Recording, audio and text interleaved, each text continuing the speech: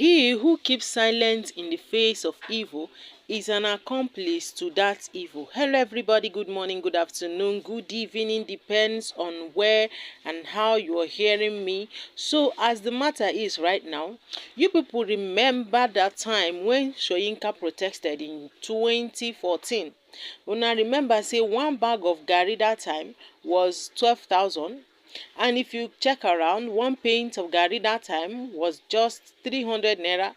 One cup of garri was 30 naira, if not even less. Now, my people, in 2024, now one cup of garri is either 250 or yet the same Soyinka has refused to hit the streets. Should we say it's because he's an elderly person, or should we say he's an old man? Whatever it is. That's to tell you that after all these things, what this man has been doing katakata for is not for the interest of the common man, it's just for his own self. Una understand?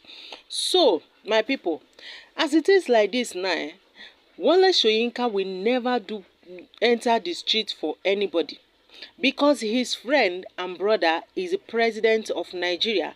So as it is, don't forget that he is also very tribalistic in nature. So if one cup of garri is 300 naira where you are, you just have to keep up and make sure you get it, because last nobody is going to enter street in the place of Wole Soyinka. Una understand? That is why we say he who keeps silent in the face of evil is an accomplice to that evil. So anything Baba Tinubu is doing right now in the country, don't tell me Wole Soyinka is not aware. Wole Soyinka is one of the accomplices of what is going on. My people, it's the only way to have steady light and fuel is to remove Goodluck Jonathan. And I promise you, in 6 months, Nigeria will be swimming in crude oil and fuel.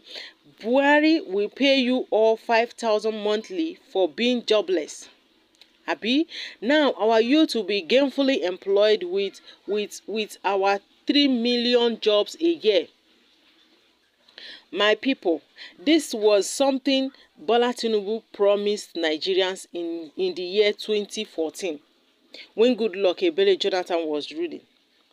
Now, Tinubu is what is it called? Tinubu has become Soyinka's paymaster. Because if the man who butters your bread tells you to do something or nothing, you say yes sir, yes sir. Now Soyinka is just obeying orders from Oga at the top, which is Baba Tinubu. And at this point in time, I feel for him, because he is being a slave at his grand old age. How can a grandfather just decide to be a slave? How is that even possible? My people. Because as it is right now, you people should not forget Professor Bajue, the so-called paragon of virtue. He has managed to single-handedly erase whatever speck of dignity he had left. That is Soyinka himself. Now, the legendary activist, defender of truth, is now doing some sort of whatever he likes for a career criminal and certificate forger, which is our so-called president. My people, my people. All those people, they protested that time. They were not for the good of the country, in case you don't know, but for their own good, just for them to grab power. Now that the power is in their hand, no more protest is needed, no matter how hard life becomes. Instead of speaking against bad government in this country, Wole Soyinka decided to be speaking against Peter Obi, who is not even the president in the first place, who the government does not even concern in the first place. When I remember that time he was speaking, he was saying his own thing to himself. That time, the farmer was not paying up his check. He was not paying. But now, the current is paying up well. They are paying him so much. So what else do you expect from a Confa founder? What else do you expect? That is the best he can do. That was in 2012 when Goodluck Ebele Jonathan removed subsidy. That January period, to be precise.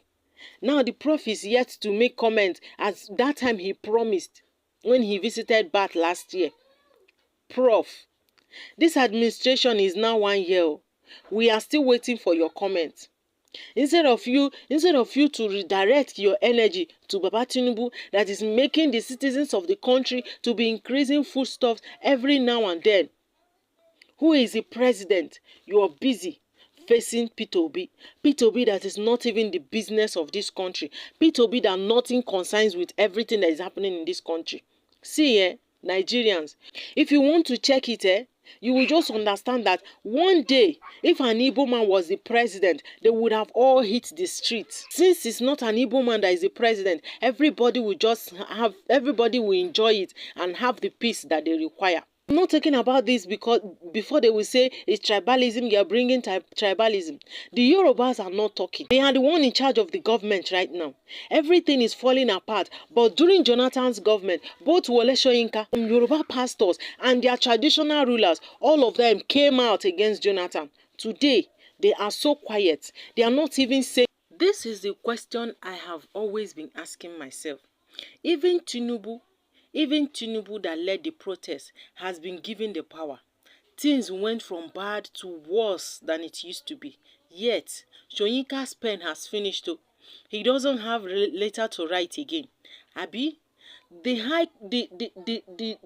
level at the way the high cost of living has increased, inflation of anti-human policies, the hardship, the bad government, the advanced korokoro going on in the government, budget padding and squandering of our common wealth and looting didn't bother Wole Soyinka.